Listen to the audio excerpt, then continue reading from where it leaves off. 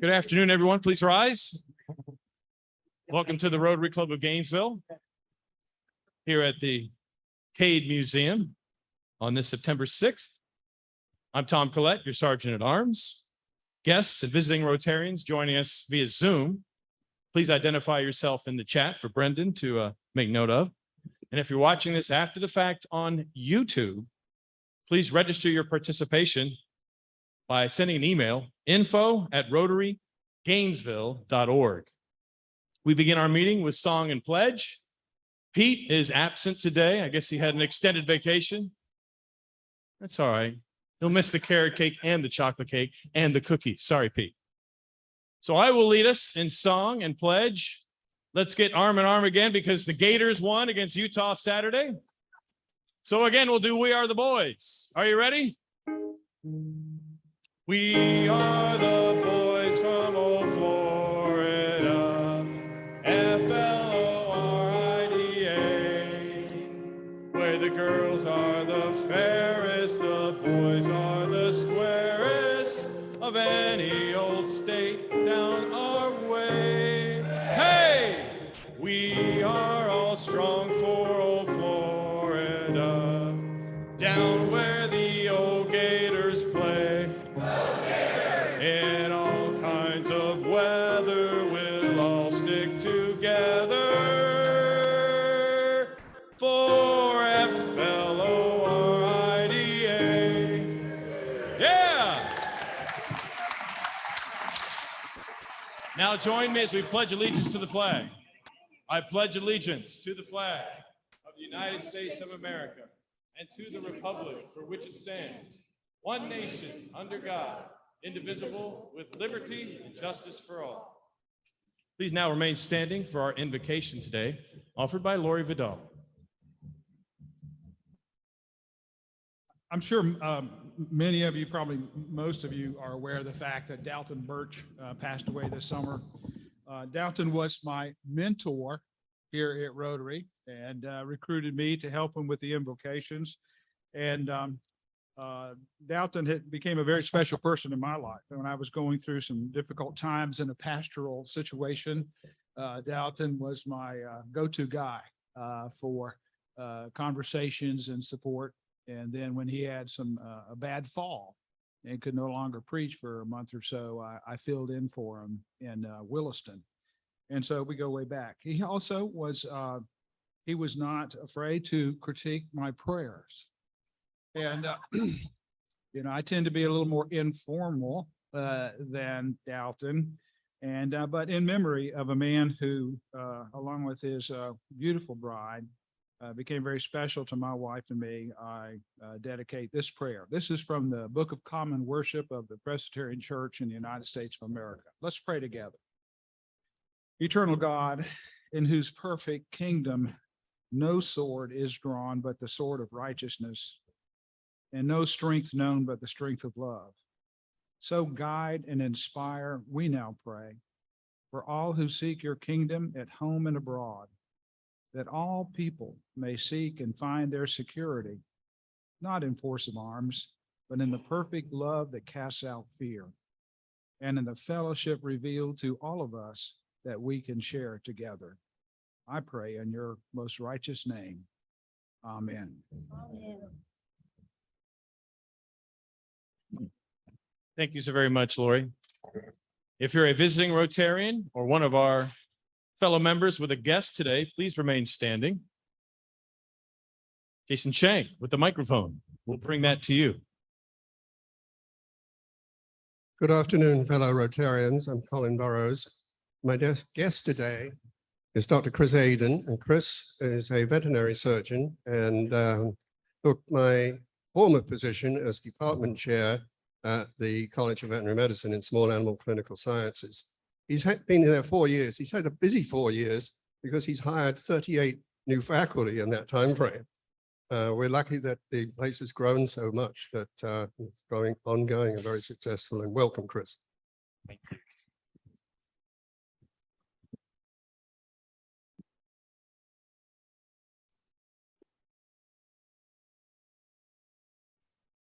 Welcome. Now we have a couple of announcements. Please welcome first to the lectern here, Deborah Newell. Deborah.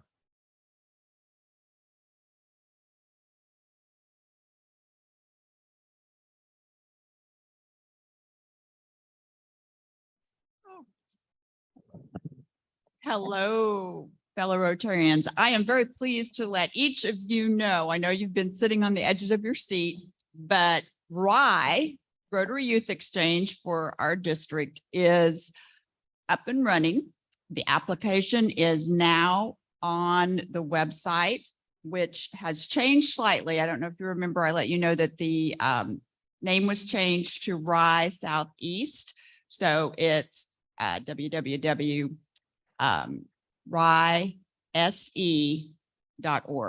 So if you know or have anyone in your household who is interested in being an exchange student, they can go ahead and start their application. Y'all let me know. We are recruiting now for the 23-24 school year. And so we will be making inroads with the schools this fall. We'll have an organizational meeting in probably late September or early October where parents are invited to come. We will have no short-term summer 2023 exchanges. That's something that was up to district's discretion and they chose not. Linda, you and the board will have the opportunity to come up with a budget for us for this coming year. Yay.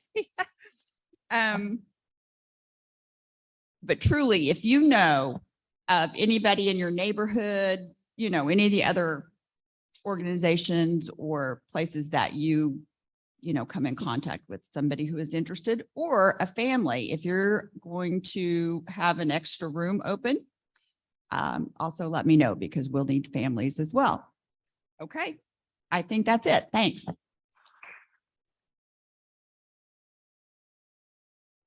Thank you very much, Deborah. Up next, please welcome Linda Reinhardt.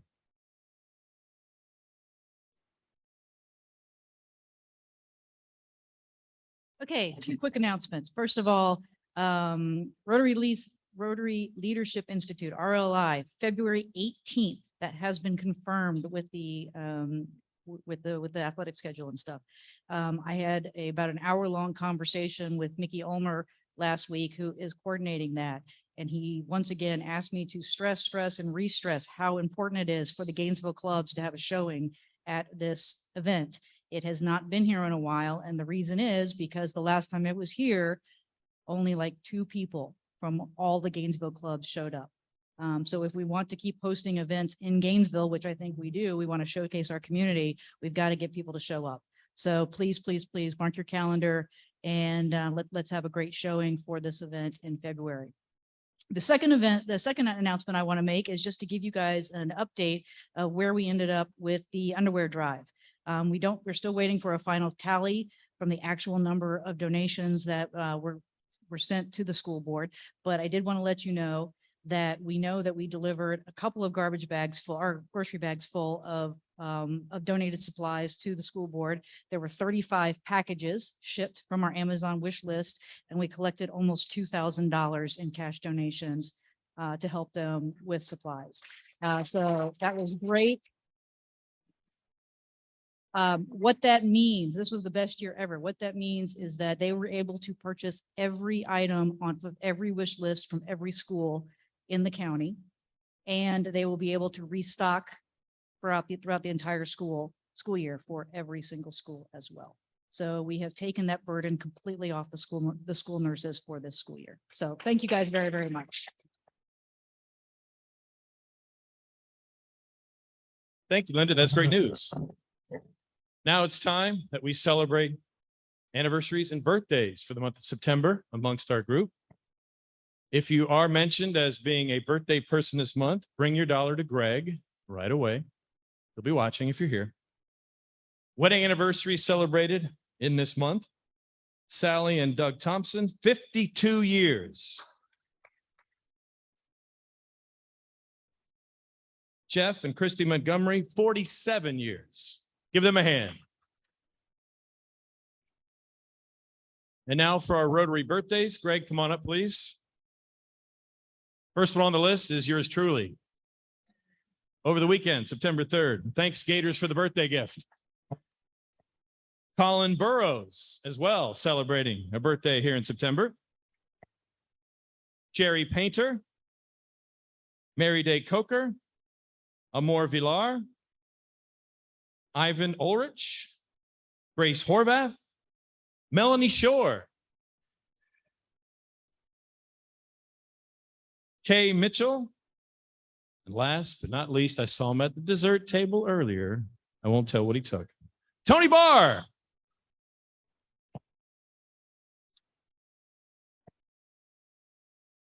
Now join me in singing happy birthday to all of our Rotarians. Are you ready? 1, 2, 3. Happy birthday to you. Happy birthday to you. Happy birthday, dear Rotarians. Happy birthday to you. And now we turn the meeting over to your president, Greg Young.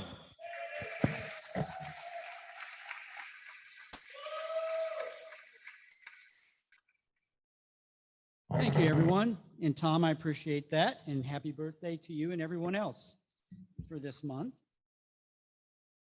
So I also want to thank Tom, who brought a cake, and Cynthia and Dave, who brought a cake. And they have taken over that responsibility, and it makes our club a nicer place on birthday week. So thank you, guys. So I'm really happy to see everybody here. Thank you for coming. Those in the CADE and also those on Zoom who we don't see, but we also have a list of some of the ones that attend regularly. And I'm going to just read a couple of them real quickly. Sam Goforth comes all the time. Keith Bockham, Kathy Pierce, Brett Saunders, Jan Legler, who's out in, I think, Nebraska this time of year, but she watches every week.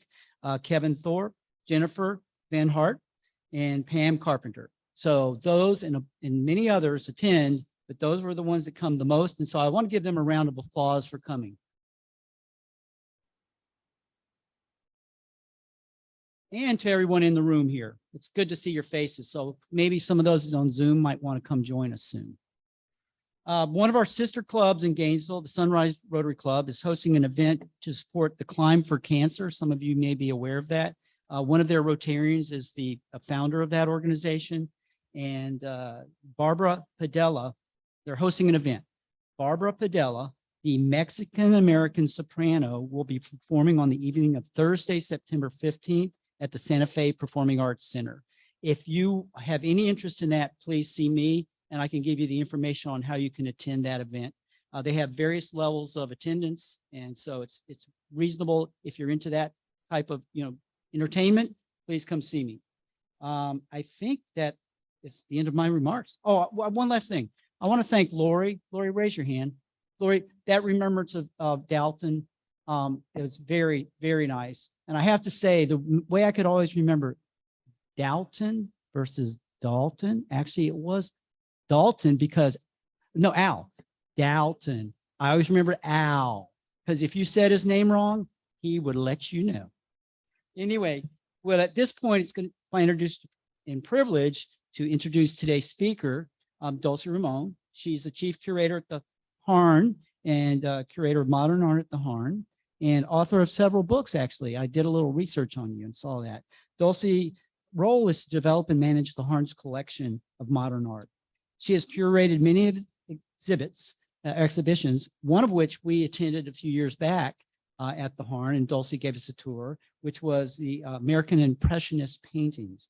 That tour, that actually went on to tour several other museums, which tells you the quality of that exhibit. So she's worked on that and many other over the years. She graduated from university, Harvard University actually, and got her master's at Columbia University. And she also worked at the Metropolitan Museum of Art, I understand, in New York City. So good, big accolades there. So Dulce has served on the Matheson board, by the way. Is Bob Mounts here in the room? Bob, the current president. She's and TJ's and David are current board members. She was on the board for a number of years, chaired our collections committee, and also came up with the collections plan along with her committee that we now implemented, which gave us a top-notch level of mastering that area I will say Dulce and her husband, Tim, are proud of the fact that their son is currently a junior at the University of Florida. And he plays in the Gator Marching Band, and I'm sure he was very happy Saturday night. So with that, I would like to bring Dulce up to the lectern.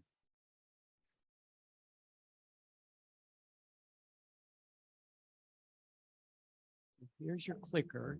I don't know if it's on. Hey, Tom, is this on? Clicker good? Thank you, Greg. I'll adjust the mic. Gotta keep going down. Faster here. Okay. Can you hear me? Is that a good position? Okay. Okay, we'll try that. Okay, thank you, Greg. So I'm going to be introducing to you some background on the recent gift from Sam and Robbie Vickers of the Florida Art Collection to the Harn Museum of Art. And I have some slides I'm going to show you with some examples, some samples, works from the collection, and then also give you some information on how we've been utilizing the collection to enhance our collaboration with faculty and students across the campus, and also to engage with the community in Gainesville. So the Florida Art Collection is a transformational gift. We use that word a lot, but it is absolutely true. This is a collection that came to the University of Florida as a gift in December 2020, and it actually arrived at the Harn Museum on January 29th of 2021. And within about 4 weeks, we already had our very first exhibition on view celebrating that collection. We were ecstatic, that's just to put it mildly. We were working and talking with the Vickers for many, many years. Several directors of the Harn Museum, several presidents of the University of Florida, including President Matchin and then President Fox, were all talking with the Vickers over the years. And finally, the University of Florida actually got the gift. So it was extremely exciting. It includes more than 1,200 works of art. I'd say almost half are paintings, almost half are works on paper, like prints, drawings, watercolors, some pastels. And this is the largest single art collection gift given to the University of Florida. And all the works deal with the subject of Florida. So it's has been very near and dear to the hearts of the staff and of the university, which is why we really wanted to get this collection. And they approached a lot of other museums and a couple other university art museums. So it was very incredible that we actually got the gift. Give you some background on the Harn Museum. I hope that most of you have been to the Harn Museum at least once. We have a beautiful facility. It's one of the largest university art museums in the Southeast. We have almost 113,000 square feet across 3 different buildings. We have 40,000 plus square feet for exhibitions, and they rotate. So you'll see something new every time you come. We have garden spaces, some interior. The grounds are beautifully developed with some sculpture, outdoor sculpture. We have a 250-seat auditorium, a museum store, and a cafe, which is finally reopening today. We were happy to see that happen. There's a new food service at the university. You've probably heard about that. And ours was one of the last facilities that they were opening. They had to help all the students on campus first. So our cafe finally is opening today, but it's going to be, right now they're starting out slow. They're serving coffee and tea and pastries, but they're working up to serving lunch in a couple weeks. The art collection of the Harn Museum is just over 13,000 works of art. And we have areas that we focus on that we consider our strengths. And those are modern and contemporary art, also photography and Asian art and African art. And we have other collections that are strong, but they don't have a research team attached to them. But those areas include ancient American art, oceanic art, and then prints and drawings before 1850. And the reason that the Vickers chose the Harn Museum is, to quote Sam, the educational part of it is very important to us. So they were looking for a university art museum that would use the collection to reach out to faculty and students. This is a beautiful picture of Sam and Robbie Vickers. This was taken in the main picture gallery in their home before the collection came. So before all that art was deinstalled, there were some wonderful pictures and videos that were taken. Sam Vickers is, he was born in Miami, and Robbie was born in Palm Beach, but she was born in Florida by accident. She apparently, her family, they were on vacation visiting relatives in Palm Beach, and her mother went into labor, and that's how Robbie was born in Florida.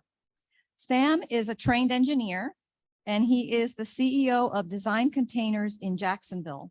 And Robbie is a singer. She played and performed in musical groups, and she's also a painter. And they've been collecting Florida themed art for more than 40 years. They started out with some antiques, and then it just blossomed into this interest in collecting art that was all dealt with the theme of Florida.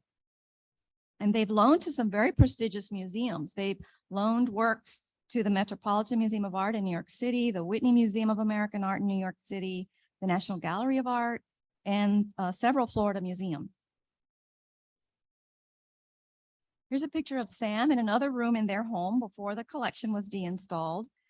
The significance for the University of Florida and for the Harn is really important to emphasize. The collection has given us many more opportunities to curate exhibitions. It's an important resource for faculty and for students, and that is helping us also to live up to their wishes and their hopes in making the gift to us. In terms of the art that's represented, it added 700 more artists that we didn't already have represented in the collection, and women artists. In 2012, the curators at the museum decided that we wanted to acquire more art to increase our representation of art by women. And this collection has added almost 130 women artists. So we were really happy to see that. Most of the artists in the collection are American. Some were native Floridians, but most of them came to Florida either on vacations or for an artist residency. And a lot of them decided to stay because, hey, Florida is a wonderful place. So a lot of these artists were transplants from other areas of the country.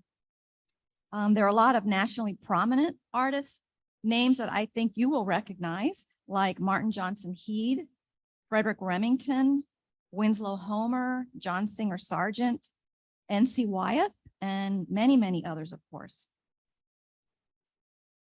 I'm going to give you some examples. This is a gorgeous painting by Thomas Moran, and you may recognize him as a painter of these huge idealized landscape paintings of places like the Grand Canyon or Yellowstone. Well, he also came to Florida. He was based in New Jersey. He came in the 1870s, and he was on assignment to create illustrations for a magazine called Scribner's. And he came to Florida in the Jacksonville area in 1877. And this is one of the sea islands called Fort George Island. And this is actually a very small painting. So if you come to the Harn Thursday evening, I'm going to give a tour of the exhibition, and you'll get to see this one and the others that I'm going to show you. Most of them are on view right now, not all of them, but most of them are. So you'll get to see them in person. And this is one of Roberta Vickers, one of Robbie Vickers' favorite paintings in the whole collection.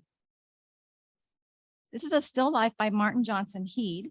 He was a New England artist, and he came to St. Augustine in the 1880s.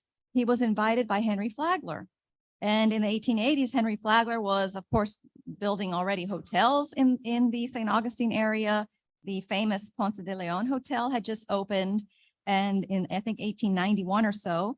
And he wanted artists from the Northeast to come and stay there and set up studios and do paintings that would be of interest to the client so that they could have this very cultured atmosphere in his hotel when they would visit. And he'd also painted a number of still life paintings in addition to local scenery, but he painted Florida native plants like magnolias, orange blossoms, and Cherokee roses, and in this case, oleanders, which are all over Florida. This is a painting by Laura Woodward, and she was a New York artist. She was known for painting along the Hudson River Valley. And she came to Florida, also invited by Henry Flagler to work at his Ponce de Leon Hotel. And this is a scene called Swamp Landscape, which of course shows the Everglades. But in her very serene, contemplative view, you don't see any of the harsher realities of going to the swamps in Florida. You know, where are the mosquitoes and the snakes and the alligators? You don't really see that here. You see more of just this beautiful Florida landscape. But think about this woman in the late 19th century and early 1900s going out in places like this when these places were very hard to reach. You know, how did she do that and then create these beautiful images? So she was a very adventurous woman. This is a watercolor by Winslow Homer. He made 7 trips to Florida between 1885 and 1909, and he went to places like along the St. Johns River, Homosassa, Tampa, Key West. And this is from one of his visits to Homosassa in January 1904. So think about tourism magazines. They existed in this era, in the late 19th and early 20th century. There were magazines that promoted fishing. Great places to come to Florida to go fishing. And that was one of the reasons that he went to Homosassa, because he had read that it was a great place for bass fishing. And here you have this poor fish has been caught. You see the, what's it called? The fly in his mouth as he's been caught and he's struggling. So it's the dramatic moment that the fish has been caught by the fisherman, probably Homer himself. This painting I love because it actually depicts our local area. This is Lake Alachua, and many of you will recognize that as being a scene in Payne's Prairie. And in, a long time ago, Payne's Prairie was flooded and was called a lake. It was called Lake Alachua, and there were ferry boats that would go back and forth between Gainesville and Micanopy. But in 1891, a sinkhole drained and it completely, the lake disappeared. And it was written about in newspapers all over Florida, even in Atlanta and up the East Coast. And one of the quotes in the paper was, "Nothing remains of Lake Alachua but the memory of it." And I think that sentiment is one of the reasons why this collection was so important and is so important to Sam and Robbie Vickers. A lot of the locations, a lot of the landmarks that you see represented in the collection document places that don't look the same anymore, either development or natural occurrences like the sinkhole draining. So these are images that capture Florida and its history. Another famous artist who came to Florida is Frederick Remington. He was in the Tampa area during the Spanish-American War, and he had been commissioned to depict for the newspapers some of the goings on at the Tampa Hotel, which was sort of the base for journalists and correspondents who were working and chronicling the war. There's another image of Tampa by Reynolds Beale, Tampa, Florida. This is from 1914. And here we see the minarets and the domes and the cupolas in the distance on the left of the famous, what was the name of it? The Tampa Bay Hotel, right? I think that was the name of it. Yes, the Tampa Bay Hotel. And that was a very popular spot, a winter resort for celebrities and politicians. People who stayed there include Theodore Roosevelt, Winston Churchill, Babe Ruth, and old screen actresses like Sarah Bernhardt and Clara Barton. And today, of course, this building is part of the University of Tampa. Another famous artist who was in Florida, John Singer Sargent. He's known for his portraits, probably one of the most famous portrait painters in America, in American art. But he also painted a lot of watercolors, and he was invited to come down to South Florida. He was in the Miami area, and he painted this at Vizcaya, which was the home of James Deering. And actually, Sargent was a friend of his brother, Charles Deering. Other landmarks, has anyone been to this location, Venetian Pool in Coral Gables? I remember going there as a child. I grew up in Miami, and this is a fond memory. A very lively watercolor, people swimming, lounging on the rocks. It has this gorgeous Italian-inspired loggias. I don't know that this place has changed so much. It's probably protected on the National Historic Register. It was opened in the 1920s, and you can still go there today, as far as I know. This is a work by a highwayman painter named Harold Newton. He was a laborer and a fruit picker, and he also painted religious scenes for churches, and he would sell them door to door or on roadways. And he was part of a group of artists known as the Highwaymen, who started painting in the 1950s through the 1980s. They were African-American artists who worked in small towns along the east coast of Florida and painted these gorgeous landscapes. And you can see their work sold in Micanopy and some of the antique shops there. And some of them are still actively painting today. So we're excited to have this painting by Harold Newton in the collection.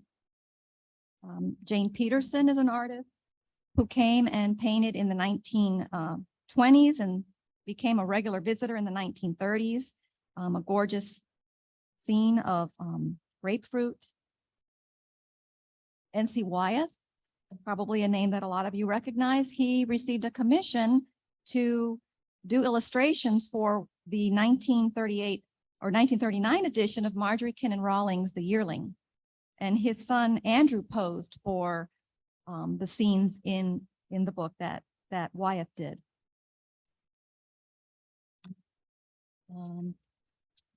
Also images that capture the Ringling Hotel, the circus, the performers. This is an artist who came down from New York and captured the winter headquarters of the Ringling Brothers and Barnum and Bailey Circus in the 1940s.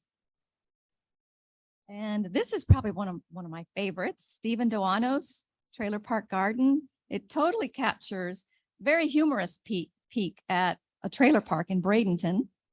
You have this older couple and they've got this gorgeous trailer. They've got their little slice of paradise, Florida paradise, with their little garden with bordered by seashells and their pink flamingo ornament.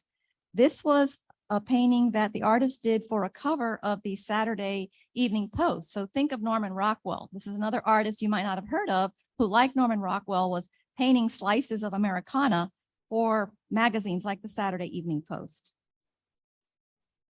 And now I just have a few more slides I wanted to share with you what we've been doing with the collection. So a lot of the works that I just showed you, you'll see if you come to the Harn on Thursday.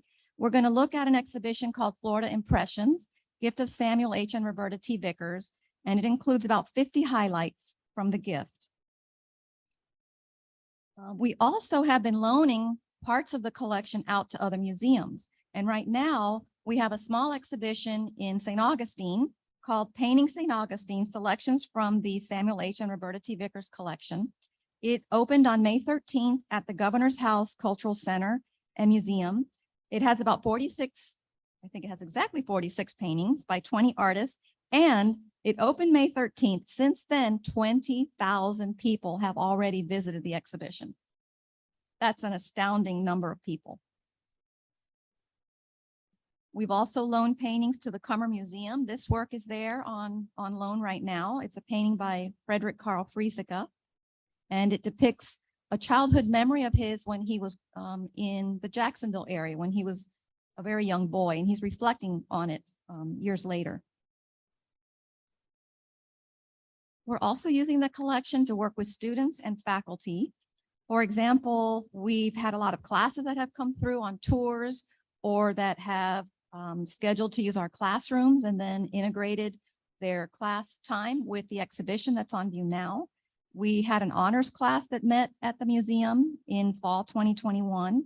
And I've worked with 6 UF students who are curating small projects. And eventually we hope to put some of them on the Harn website so people can see what the students are coming up with. We are also planning to expand to a new and add a new wing.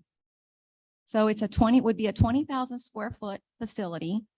The architects are Todd Williams, Billy Shen Architects. We hope to open in 2024, sorry. And this will be a multi-purpose building with a permanent gallery for the Vickers collection, a second gallery for other parts of the Harn collection. We're going to have print study rooms for students to come and look at art, and we'll have a conservation studio and art storage. This is my final slide, just to remind everyone of where we're located and our hours. And to that, I'll be adding that our cafe is open again, so you can come And right now, it's like I said, tea, coffee, and pastries, but eventually we'll be serving lunch. I think it'll be open Tuesday through Saturday, 11 to 4. So I hope you will come on Thursday. And if you can't come on Thursday, there are many opportunities because this Vickers collection is going to always be on view. We're always going to have selections, but we'll be changing it up over time so we can address different themes. I'll entertain any questions if you have any.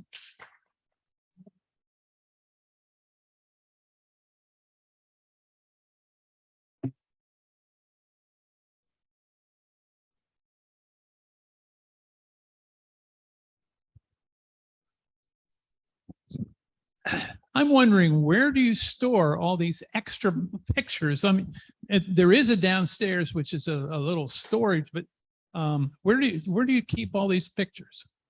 Everything's in the building. We do have quite a bit of art storage.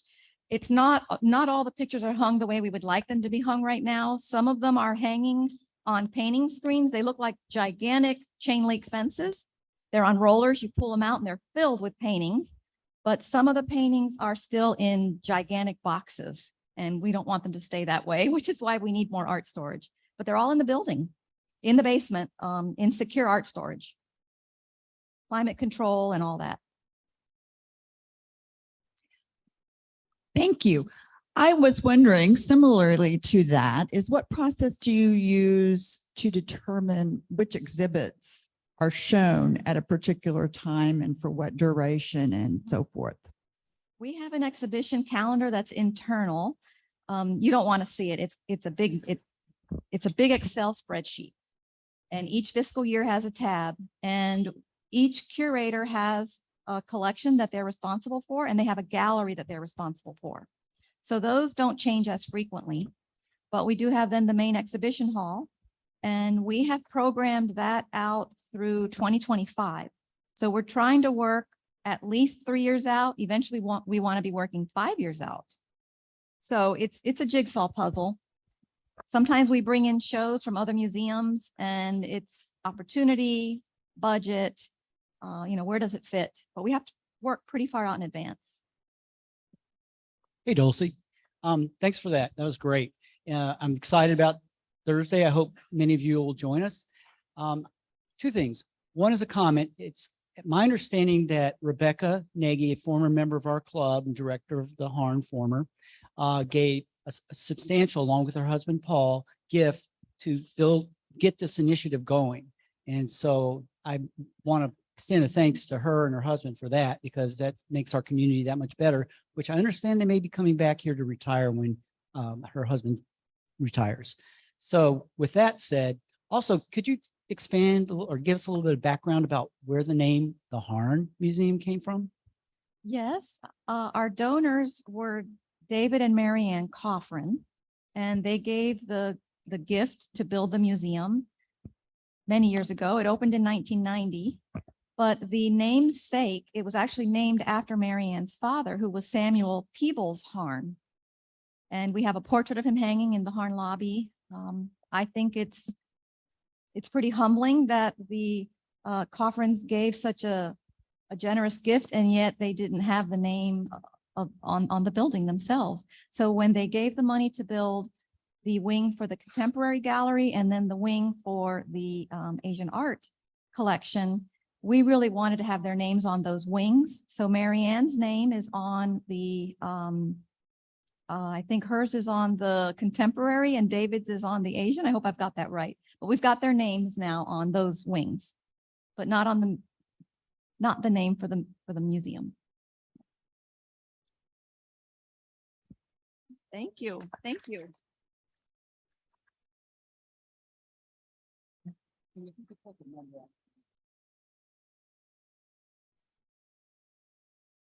Well, thanks, Dulce. That is so great. I mean, the Harn is such a institution, cultural institution that we have here in Gainesville. That is why, as we hear from some of the people in the art community, we punch above our weight for a town our size. So we're so fortunate to have the university and organizations like the Harn. So Dulce, I want to thank you for speaking today, and I'm going to get my little notes. we're just real appreciative to you and your work to help make Greater Gainesville a better place to live culturally and just enhances our lives. And so in appreciation for you speaking today, the Rotary Club of Gainesville would like to present you with this award, documenting that a gift will be made to the fund for the Cade Museum to work with underserved children in the community with some of their educational programs. So Dulce, I hope you will take that, and we wish you the best with that. Thank you. Thank you.